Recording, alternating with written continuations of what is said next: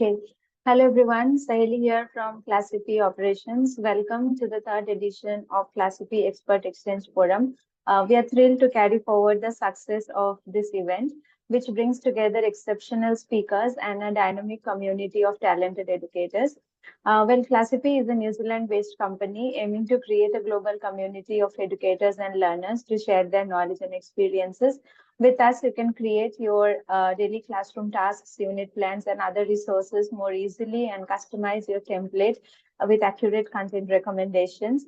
Our platform function includes interactive slides, customized templates, online, offline, hybrid learning functions, managing classroom feedback, and many more. Do follow us on our social media to receive more information and updates. Moving on to the certificates part, the certificates of attendance will be issued to those attending the live session uninterrupted until the end. The feedback form will be sent to the chat box during the end of the event. You will need to complete and submit it to get the certificates. We take generally 2 weeks to get the certificates. The workshop is structured into two parts. In today's session, we will delve into the essentials of facilitating active learning in DP chemistry. The next session, scheduled for February 15th, will take a deeper dive into structuring formative assessment to maximize learning potentials in DP chemistry. Now it's my pleasure to introduce our workshop facilitator, Ms. Narisa, an accomplished licensed and registered chemistry educator with over 2 decades of teaching experience across multiple subjects in science and mathematics, a passionate lifelong learner. She has attended numerous international school conferences and workshops, including YACOS, Cambridge School Conferences, IB and Cambridge IGCSE and A-level trainings. Beyond being a dedicated educator, she is also an active workshop facilitator, served as a speaker for Oxford University Press webinars, and trained educators in Indonesia and Taiwan. In addition to her expertise, Ms. Narisa has been an IBDP chemistry examiner since 2009 and currently serves as a DP coordinator, successfully leading her schools through 2 IB evaluations. Please join me in warmly welcoming Ms. Narisa to our workshop. Hello, Narisa. You can turn on your... Yeah. Hello. Hi. Yes, you Hello, can start your everyone. workshop now. Okay. Good day, everyone. So I hope that welcome and thank you for joining me for this webinar. So to start with, I will share to you my slides.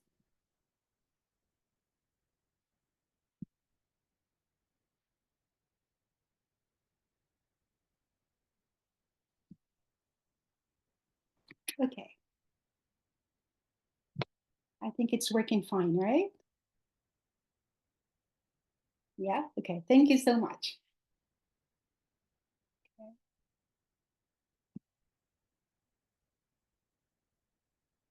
Wow. Okay. So for this today's forum, I'm going to focus on facilitating active learning in DP chemistry.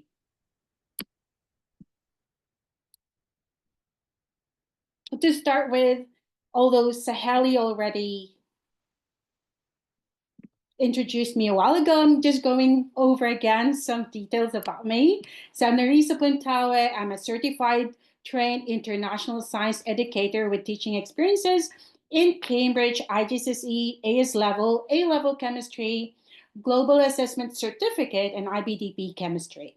I'm also an IBDP examiner for chemistry for more than a decade. I have an 8 years experience as IBDP coordinator, 10 years as Cambridge coordinator and exam officer.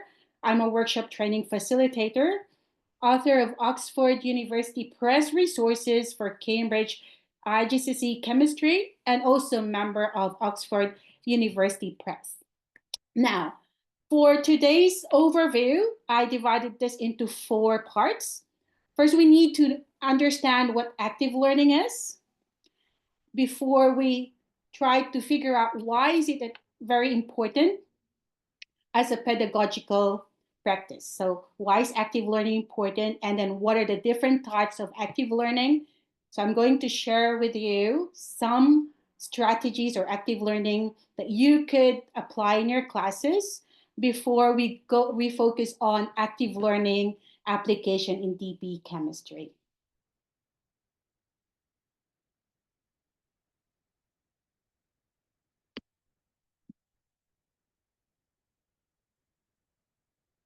I'm going to show to you a video, and I'd like you to share your comment about this video after watching it.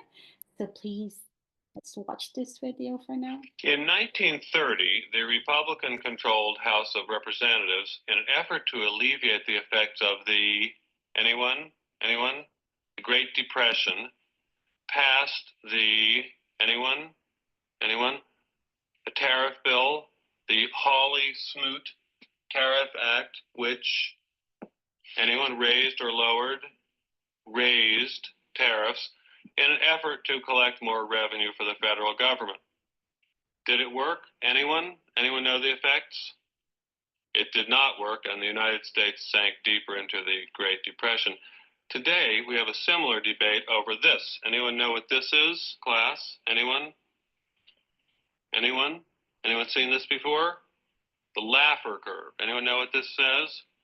It says that at this point on the revenue curve, you will get exactly the same amount of revenue as at this point. This is very controversial. Does anyone know what Vice President Bush called this in 1980? Anyone? Something DOO economics, voodoo economics. In 1930, let's move on. Okay, for your 1-minute reflection, I'd like you to share your comments on the chat box, please. So what do you think of the previously shown video? Thank you, Omweri Kevin, for that comment. And thank you, Dr. Ammer, if I pronounce it correctly. So she said, monotonous, not asking specific questions for the students. The learners were not actively involved. Learners were not participating. It sounds boring, which is true. Okay, thank you so much for your comments. And it's very helpful. Now you can see what a classroom looks like when it is boring and when there's no participation of the students.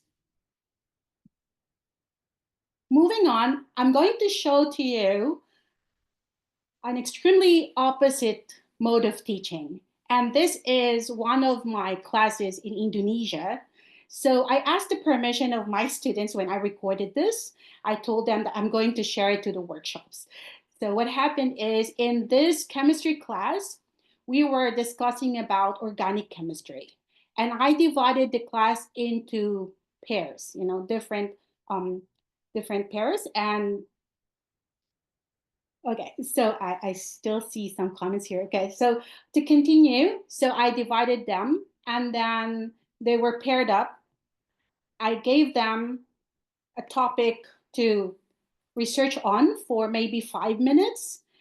And the focus was on the nomenclature of organic compounds. So they were expert on the topic that they were assigned to. Then after that, they have to share it with the others through a round robin method. So they were exchanging partners and discussing, explaining to each other. So you will see the activity in this video. Okay, let's watch this.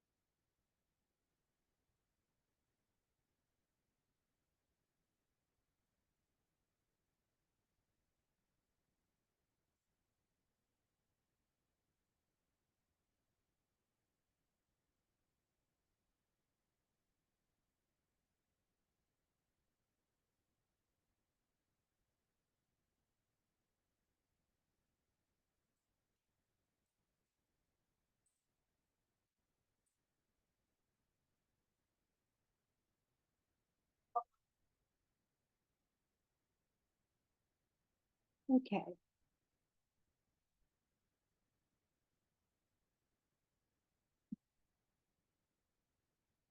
Now, you saw in the video a while ago that it's extremely opposite of the first video that I've shown you.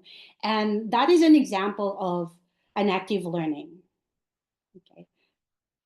And they are very much engaged. And I will show you how they reacted to that. There's an interview that I also made, and I'll show you how, like, what are their insights about the activity. So what is active learning? Active learning is based on constructivism. It's a learning theory describing learners constructing their own understanding of a topic by building upon their prior knowledge. So you can see they need to have that prior knowledge before they can have these activities, because they need that foundation, and then they can construct new understanding. So they're recreating, they learn, unlearn, and then create new ideas. So they're trying to connect. So this is similar to conceptual understanding. Active learning is a pedagogical approach wherein students are at the center of learning and the teachers are just acting as facilitators of learning. So, like the comments I've seen here, you can see there's a comment here that the students are interacting, utilizing both major and minor learning spaces, and saying that the teacher, they're not dependent on the teacher as they are actively engaged, right? So because they are the center of learning. And active learning provides opportunities to students to take active role in the learning experience. So as you've seen in the video, all of them are very much engaged, and the focus is just on them and not the teacher, which is quite different from what I've shown you earlier. So how is active learning different from passive learning? When we say passive learning, this is the very traditional teaching way, like mostly in the universities, right? So let's take a look at the differences. This is based on a study from GRD journals. And it says for active learning, it is student-centered, with teacher being the facilitator of learning, while passive learning is teacher-centered, with teacher as the source of knowledge. For the active learning, the students will internalize the material through hands-on and interactive engagement, while in the passive learning, the students internalize the material through rereading notes or highlighting large chunks of information, which is, like what I've said, very common in the university. Of course, we don't like to have those kind of classes in secondary, especially in DP Chemistry. So what we want is an active learning wherein students will learn more with the hands-on and interactive activities. For active learning, the students interact through collaborative learning activities such as debates, group works, peer mentoring, and other forms of activities. But in passive learning, the interaction is very minimal. So the learning is just focused on listening to the teacher and just taking down notes, highlighting whatever the teacher is talking about. And so there is no interaction at all. It's really minimal. In the passive learning, it appears that the students are just acting like secretaries, right? So it's very different with the active learning. Unfortunately, sometimes for active learning, the disadvantage is that it is more time consuming, while in passive learning, it's less time consuming. And this is where the teachers are a bit challenged, especially when they have active learning in their classrooms. So when you say more time consuming, it's more time consuming for them to plan, and it will take more of their time, to gather all those resources for that learning activity. It's not like in a passive learning, if you just have the board, you just have the slides, then you just have the PowerPoint, and there the teacher will just read from the PowerPoint I just discussed, so it's less time consuming. But then, of course, we have to look at the positive impact of the active learning.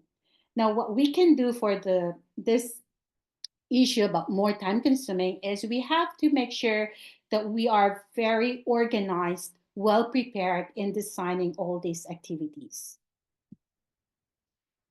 So, what is the importance of active learning? Okay, I'd like you to share your insights on the code as shown. Tell me and I forget, teach me and I may remember, involve me and I learn. Okay, maybe you can spend 1 minute for this. Please share your insights or your comments about this. What do you think of this quotation?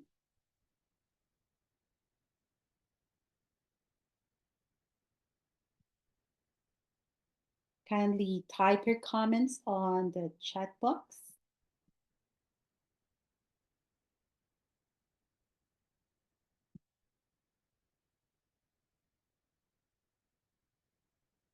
So let's wait for the comments. So what do you think about this comment?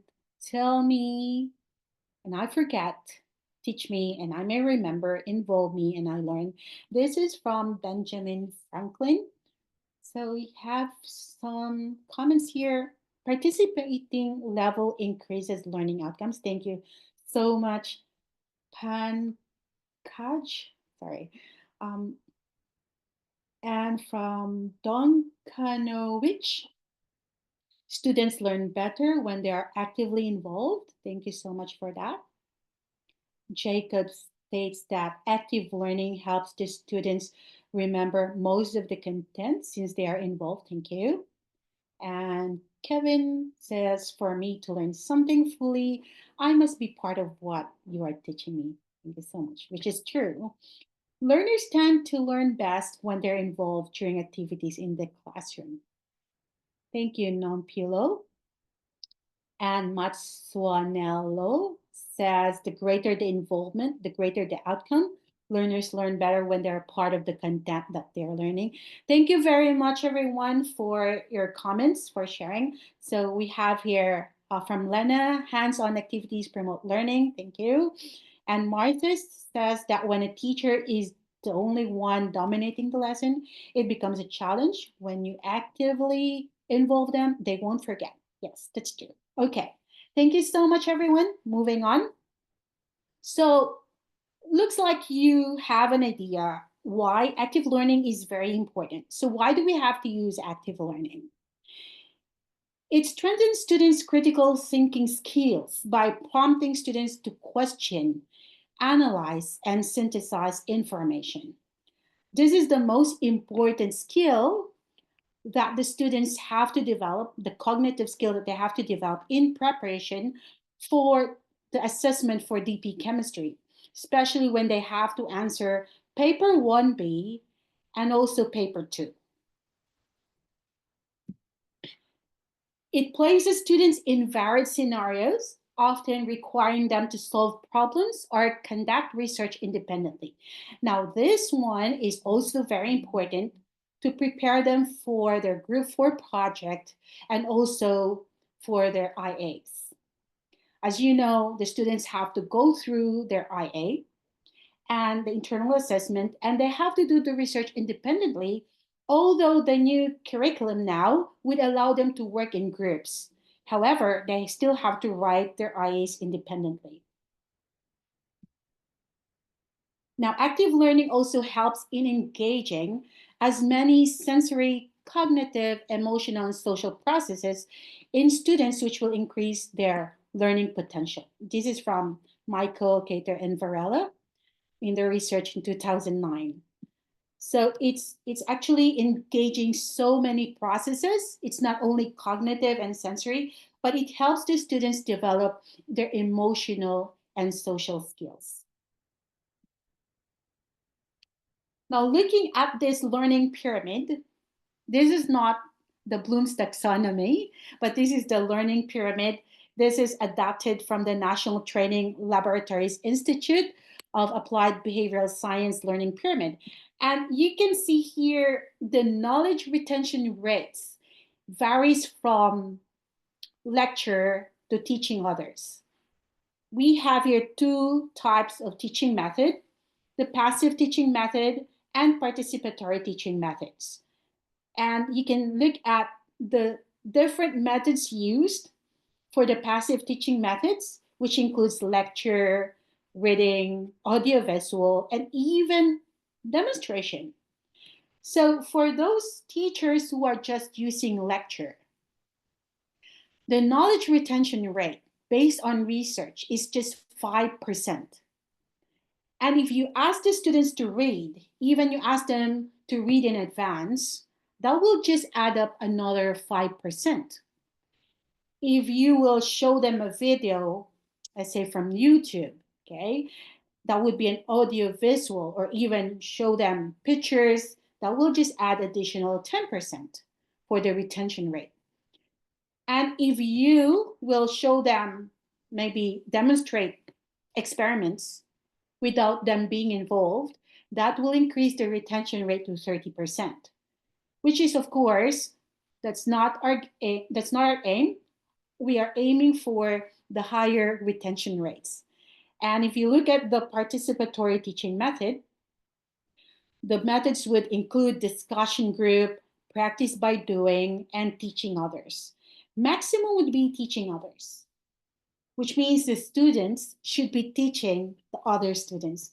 And I have shown that in the video a while ago. You have seen that the students are teaching each other, and so they were actually learning from each other, and the retention is very high. So let's take a look at this video and watch how the students responded to the activity that they were involved in a while ago. I think the activity was a great way to learn. It's a new creative thing that we could do to save more time in terms of, because it seems I can more understand the topic more, and I think it's fun more than she's explaining. So yeah, for me, the activity was very effective because this activity is never done before, and I also like that activity because we will interact each other and you learn new things. Yeah, so it's nice and very effective. great.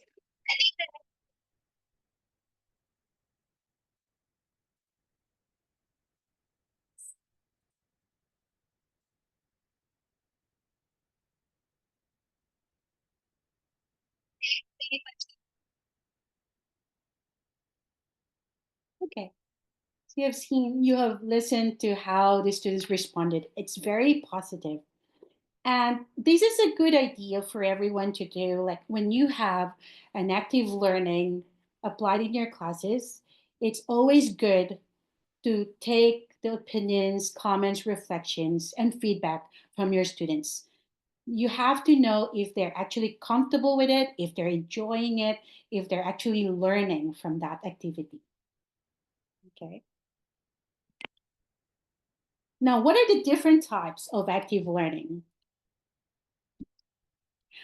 For these types of active learning, you can actually find numerous resources on this, and there are a lot. But I just chose the ones that we could apply in DP Chemistry. And I also organized these activities based on the number of participants, because there are some classes of DP Chemistry with like huge number of students. There could be around 40 students or even 20 and higher. But there are also some schools with only 1 or 2 students in that class, maybe, or it could just be like having 5 to 10. So you also have to know how many students you have and adjust to that class. Okay, you cannot apply everything, right? So let's take a look at different types of active learning. But before we go to that, I would like you to share to us what active learning practices have you been implementing in your classes. Please feel free to share your answers on the chat box.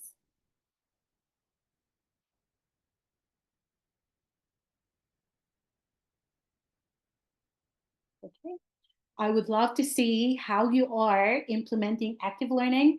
You can just describe if you have been implementing it, what kind of activities you have. Thank you so much, Dr. Ammer. That would be a flipped classroom, think, pair, and share. Thank you. We still have some.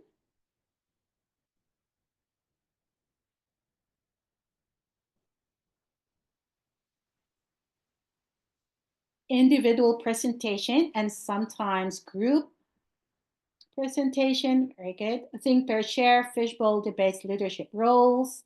Thank you so much, Pankaj. And Lena said, I use blended learning, think, pair, and share. Thank you. Mary says, I have applied discussions, experiments in the lab. Thank you so much.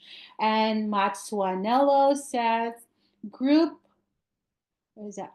Group participation or blended learning as well. Thank you. Martha says, giving them topics to research on. Thank you so much. I would assume this would be by groups. And thank you. Okay, so yeah, most of you are using think, pair, share, experiments, flip learning. Yes, these are the commonly ones that's used. Someone mentioned about fishbowl and what else? Discussions, experiments in the. Thank you so much. Okay, so it looks like all of you do have information or knowledge about active learning. Okay, online games, yes, that would be very interesting. Ice-breaking activities as well. Thank you. So Maravik says think, pair, share. Okay, let's move on. Thank you so much for sharing. Okay. So we have here active learning strategies that can be done individually. Clickers. Okay, so clickers.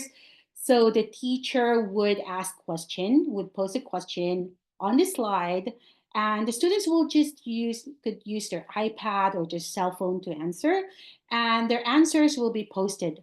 So that would be for the clickers. Okay, so it's quite interactive, but the student is just, they don't have to discuss, but they're engaged. Okay, next one, we have the quick write or minute paper.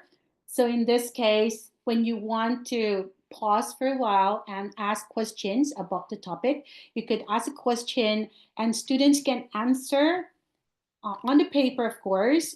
You could use 1 minute answering, or if it requires 5 minutes or less, then you call that quick write. Okay, so you just have to ask questions, the students will write their answers, but this is not a quiz. This is just to have a pause and to check if they can actually process what you've been discussing. We also have the 1 minute reflection or exit ticket. And this is a good thing to do. It's a good practice. So after every class, you could always ask the students to write 1 minute reflection as their exit ticket. So they have to submit it to you. You could ask them, what have you learned for today?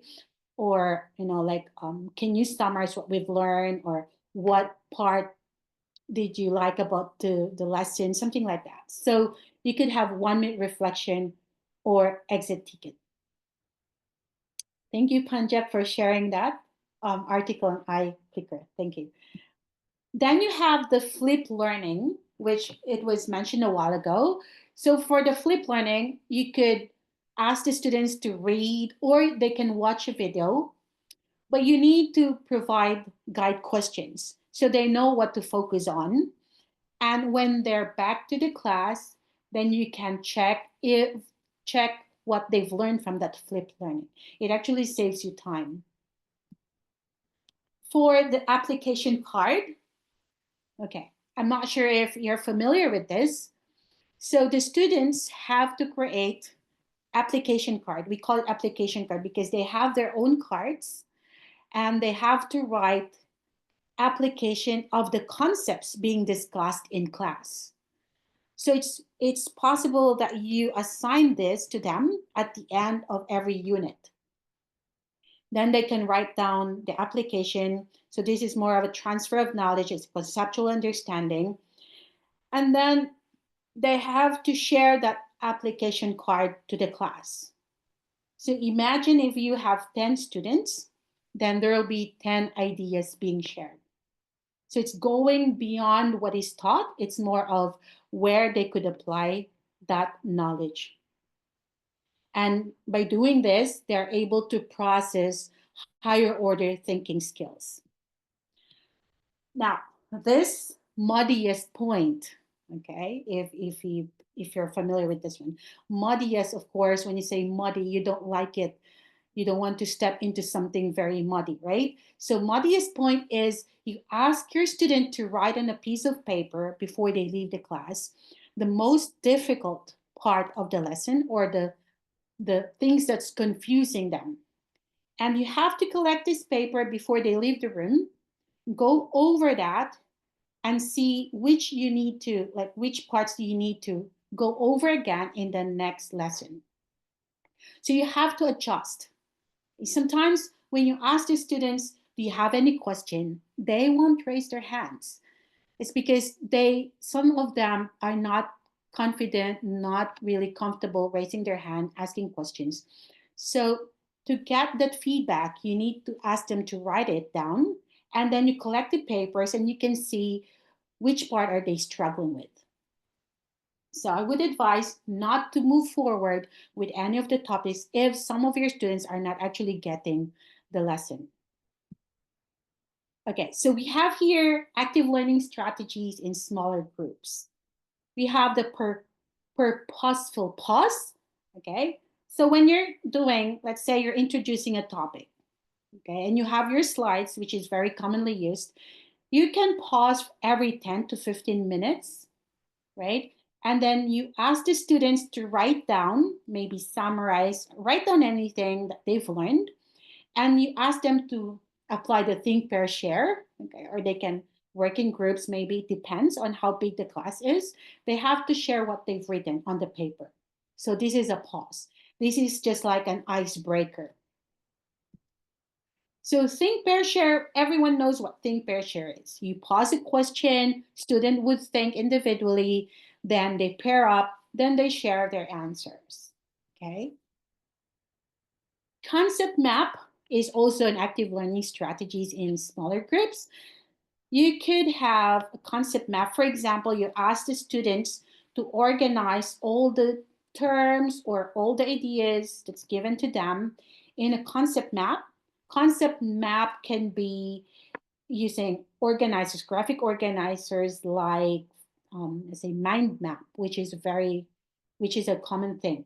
Mind map, or it could be a flow chart. It depends on what you want the students to organize, right? Peer teaching. This one is also commonly used in the classes, and this is the one I've shown in the video a while ago, wherein the students have to mentor each other. They have to coach each other about a certain topic. And students learn more when they're actually being taught by their peers because they're more comfortable with their peers. Now, this jumbled sequence is when you give the students, let's say, pieces of papers and it's jumbled just like a puzzle, and they have to organize it. Okay? I'll be giving you an example of this later on. Peer review. For the peer review, this is commonly used in IAs. So when the students are done with or if not IA, it could be reports, or it could be data collection, it could be processing. So the students have to work on something else, right? They do it individually. And they have to assess each other using the rubrics. So they have to review each other's work and they have to give each other feedback. In this case, the students have to take that feedback, they have to reflect, and they have to improve on their work. So this is a peer review activity. Now for the student-led discussion, most of you have done this, where it's usually the like reporting style, wherein the students would be in front and they have to lead the discussion in class. Okay, so they're given topics and you're just at the back as a teacher facilitating the discussion, but the students are the ones in charge. And so they're in front and all the questions will be thrown to them and they have to answer it. So that's a student-led discussion. Now, for active learning strategies in bigger groups, we have a case study. Now, case study can be, let's say, a problem, a research question. And the students, the entire group, the entire class needs to solve this problem. So what happens is in my case, for example, in my classes, I would divide my students into smaller groups and I would ask them to brainstorm on how to solve that problem. And then they would have to gather in a bigger group, and then they would exchange ideas. Okay, so this is more of facilitating those students coming up with a solution to the problem that's being posed on them. So that's a case study. For the think aloud problem solving, this is when the students in bigger groups are given problems by the teachers and they have to discuss it. But because this one says think aloud, one would be reading the question and then another person would give an idea. So they're taking turns to give ideas on how to solve that problem, but they have to think aloud.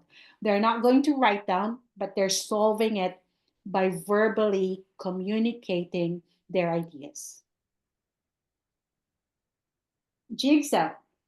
So for Jigsaw, the students are given, like, so they're also given a problem, but in this case, the idea is there's a bigger concept, and this bigger concept is divided into smaller parts.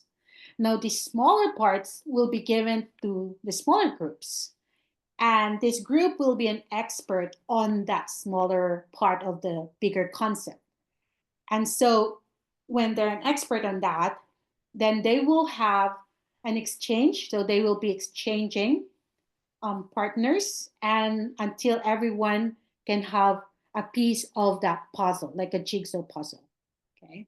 So it could be a round robin. It could be something like exchanging partners. So it depends on how big the class is. Okay. But this is more of like doing a round robin method. Gallery walk. This is also commonly used in chemistry, wherein each group will be given different questions, and then they will have to write, for example, the processing of a problem, or they will have to come up with something else on the poster, and the poster will be, of course, displayed on the wall, and then one member of that group will have to stay beside the poster, and the rest of the members will have to go for a gallery walk. They will go to the other groups and they will look at the other posters. Then the person who's left behind will have to explain what is in that poster. That's why it's called a gallery walk. And everyone will take turns and everyone will have a chance to go over all those posters. Okay. So the teacher needs to prepare for this, like the resource. So for example, you have a bigger group, you can divide them into 4 groups maybe, or 3 groups, and you have to give them 3 different problems. It depends on you. And so the students will see different problems that they will learn from. Instead of the teacher explaining each, the students will take charge of explaining how they process the problems. Now, this one is quite interesting, meet-in discussion. For the meet-in discussion, we don't necessarily have to wear the mittens, but you can have a stuffed toy, for example. And the stuffed toy is being held by only one student. That student who's holding the stuffed toy or the mitten has the chance to answer the question. The main purpose of this is to give everyone the chance to answer, right? So they will just pass that mitten or that stuffed toy to the other members of the class until everyone's done. Okay, so while discussing, the teacher would be asking, and this mitten will be passed on. That democracy sounds like democracy. Okay, so for that democracy, this is when there are several posters on the wall presented by different groups. Okay, and the students are asked to either agree or disagree with these posters. So they're given by their teachers a sticky dot. Now it depends on you if you want the 3 different colors. Like if they agree with confidence, then they can put on the green dots. If they disagree, they could stick the red dot. And if they're not sure, maybe they can place an orange. So it depends on you. You can just have 2 colors, 3 colors. Okay, the dot democracy will actually show you, okay, how the students are learning, like what are their ideas. So for a perfect example would be, you have a question and then you have different solutions or different processing to that question, and there's only one that's correct. Okay, so you post this, let's say you have 4 choices or 5 choices. Put this on the wall, and then the students will have to go through each of those posters, and it's either they agree or disagree, right? And then you will see if they really understood what you have been teaching them. So that's for the democracy. Moving on, fishbowl. Someone answered fishbowl a while ago. And fishbowl is from, of course, when you have a fishbowl in front of you, you're just observing the fish, right? So you're just observing them from outside and you cannot interact. It's the same thing. So in chemistry, what you can do here is you can divide the class into 3 different groups, give them questions, different question, or yeah, maybe different procedures of experiments. It depends on you. As long as they're going to perform something, they're going to demonstrate something else, wherein when they're performing that, the other groups would just be observing. And when they're observing, they're taking down notes. They're taking down notes and they're writing their comments about what they observed. And after all the groups are done, then the class could discuss, right, what they have observed on each group. Debates. Okay, so for the debates, everyone knows what debates are, but you have to think of a good topic wherein the students could agree or disagree. In my class in DP Chemistry, there was this question that I posed, like I gave the students question like, is a polymer a friend or a foe? Right? And so I divided the class into 2 and they had to do a debate about this. 4 corners. So the 4 corners of a room is, this is similar to multiple choice, but it's more interactive in a way. So it's not like in the clicker wherein a student will just choose the letter. In 4 corners, you place the letters on the like A, B, C, D on different corners of the room. And then you have a question. The students will have to answer in groups. And then they have to go to that side of the, like which corner they will go to. Like, is it letter A, B, or whatever answer they have. And then those students who are in the same corner will have to discuss why they chose that answer, and they need to convince the other groups to join them, okay? Because they have to justify why they answered such, right? So everyone will have to justify their answers in a way that they're trying to convince the others, okay? Before the teacher will give them the correct answer Okay, so that's 4 corners. Send a problem. So for the send a problem, the teacher will provide, again, will provide a question. It can be placed in a folder. So there are different groups. And when the question is given to, let's say, one group, the students will have to answer that on a limited time. And that paper should be placed at the back. That's why it's a folder. So it's placed at the back. And then this question is also passed on to the next group. So it's just a cycle. So once they're done, another group will get that problem, and then the other group will have to pass on the next one. So it's just a circular one. And then once they're done with all these problems, they have to go over all the solutions and they have to compare the answers. So let's say Group A got question 1. They have to go through all the answers again, and they have to figure out which one is the correct one. Right? And you can use a student-led discussion wherein the students could discuss the best solution for that problem.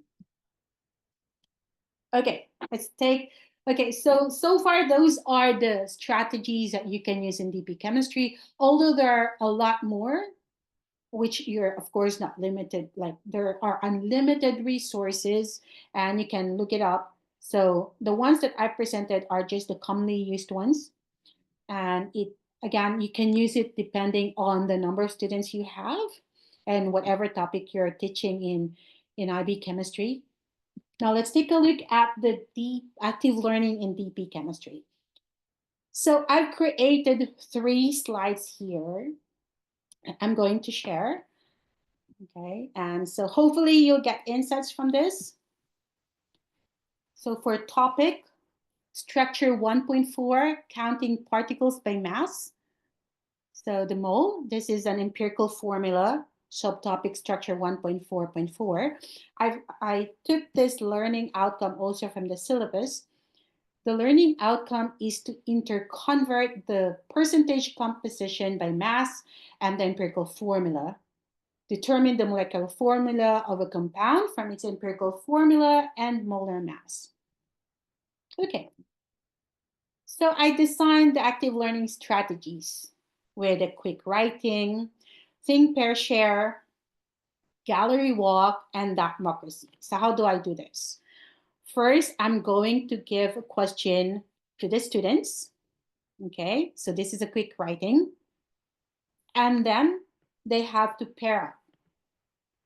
Now they have, of course, they will pair up with the person with the same question. Now they have to do peer teaching here. They have to figure out what's the best answer for that question given. Then they have to create this poster. Okay, so they're given this blank paper, a huge one. They write the complete solution or processing for that problem, and they will post it on the wall. Now, instead of one member being left behind to explain the processing, what happens is I modified the strategy by combining democracy into the gallery wall. So the students will be given a green one and a red one, so red dot, and they will go around and they will put a red one if they don't agree with the solution and a green one if they agree with the answer.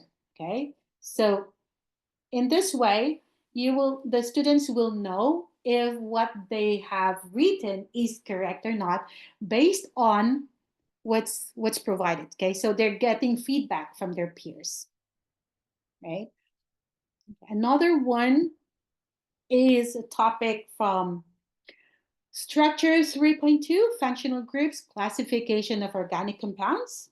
The subtopic is Structure 3.2.5, nomenclature of organic compounds. Learning outcome is applying IUPAC nomenclature to saturated or monosaturated, unsaturated compounds that have up to 6 carbon atoms in the parent chain and contains one type of the following functional groups: halogeno, hydroxyl, carbonyl, carboxyl. Okay, so this is the specific learning outcome. So for the active learning strategies, I used a case study, concept map, and student-led discussion. What I did, I gave the students strips of papers, and on those strips of papers, you have the names and also the structure, but they're separated so they can find structures and names, and it's shuffled. These shuffled strips of papers are placed inside an envelope, and they have to figure out which one of those belongs to each other, and they have to match it. And the entire class needs to classify those structures into different functional groups until they can build up the concept map. So the concept map is placed on the board, and they have to figure out and organize all the structures provided to them.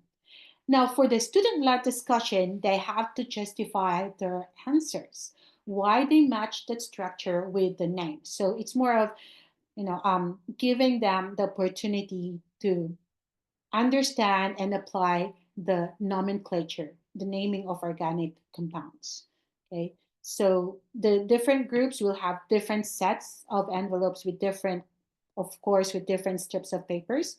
And again, these are all jumbled. And the end of this is it's really nice to see when the students can form the complete concept map. And you could, at the end, you could take a picture of that and you could share it to the class. The last one here is the topic on reactivity 1.2, energy cycles and reactions.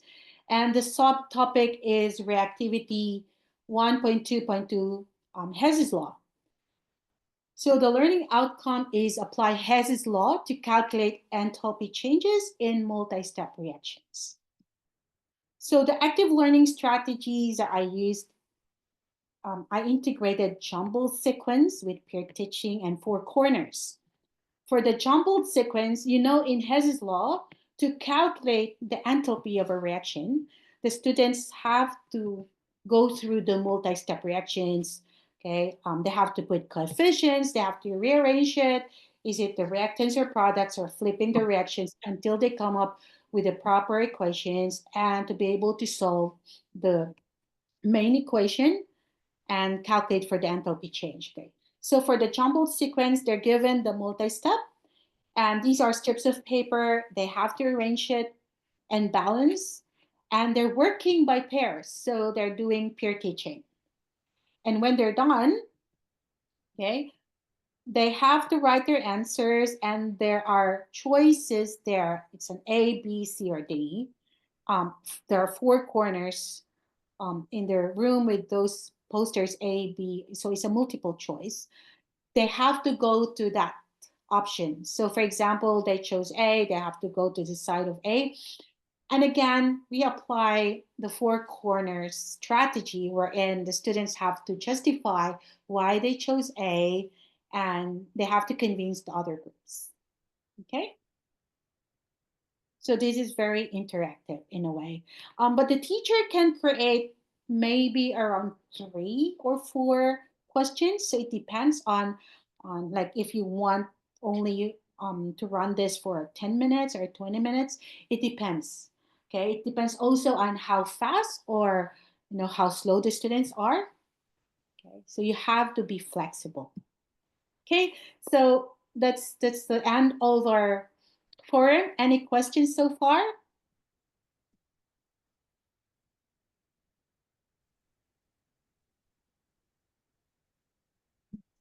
Okay, there is a question by Jacob. Will the slides be shared after the presentation?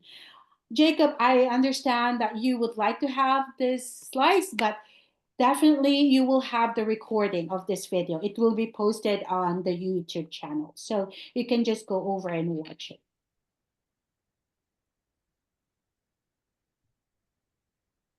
Also, I have shared the feedback form in the chat box. Please fill the feedback form before you leave the session, because based on your submissions, we will issue your certificate of attendance. And in case you want to ask something to Narissa, any questions, please feel free to unmute and ask. Otherwise, you can drop it to the chat box as well. Thank you. Thank you, Omnia, for joining.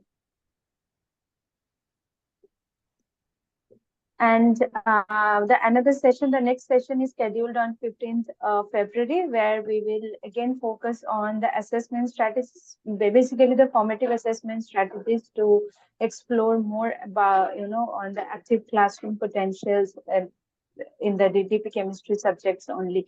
So please do join that session as well to complete your learning. Yeah. Okay, Narisa, I think we have a question from Jacob. Yes, Jacob. Our question is, please, can you recap on individual active learning practices again? Okay, so just to summarize, the individual active learning practices is, it doesn't necessarily require the students to interact with each other. So usually this is just a reflection. So you can have the clickers, so they don't have to discuss with each other. Or it could be a 1 minute 1 minute answer when the teacher would pause a question. Although this is not a quiz, okay, so it's just a pause, it's like an icebreaker. Or you could ask them the, let's say, a reflection at the end or an exit ticket, okay? There's also the muddiest point, or wherein the students can write something like, what's the most difficult thing that they've learned on that day? And you can collect those papers and you can go over it. Maybe in the next lesson you can discuss it again. Okay, so those it's more of a reflection, okay, just to let the students process on what they're learning on that day. So you have to do this immediately, okay, just to let them process it.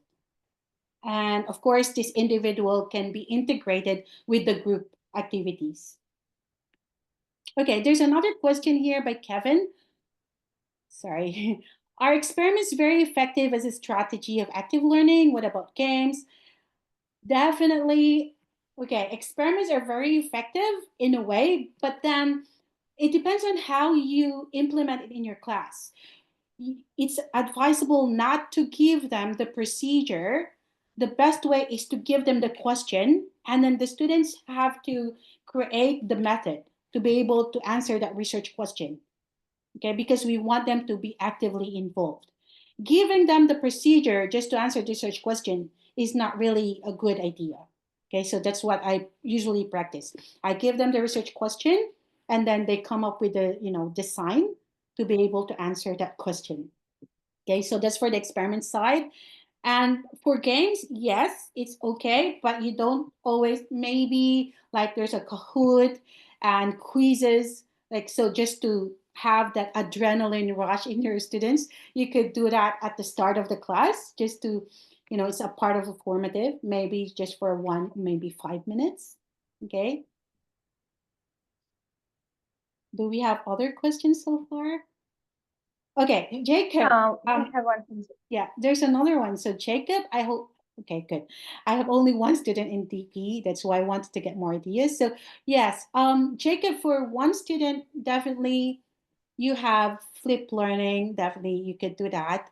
And there's less interaction, but then if you could ask the student to do a student-led discussion, that would be great. Okay. Not just you speaking all the time, but letting that student lead the discussion. So still there's active learning going on.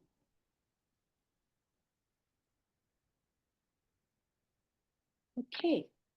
So do we have other questions? Narisa, thank you so much. I think so the strategies that you have shared, they're not only like subject specific, like subject for chemistry. I think they can be implemented in other subjects as well. So right.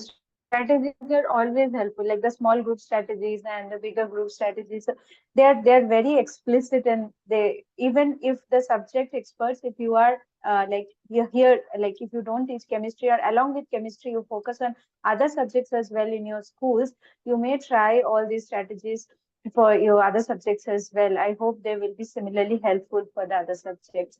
But yeah, thank you so much, all of you, for joining and for your time on Saturday. And Harisa, thank you so much for this insightful session. You're You welcome. brought your classroom, your classroom evidence, which was excellent. You have shown us how your students are practicing and how are you practicing active learning in your class. So that was immensely helpful, I guess, for other educators here. So thank you so much. I'll just wait for 2 more minutes. I'm just waiting for them to submit their feedback form. The ones, if you don't have anything else to ask, if you have filled the form, then feel free to leave the session. I will close the session in next 2 minutes. Thank you.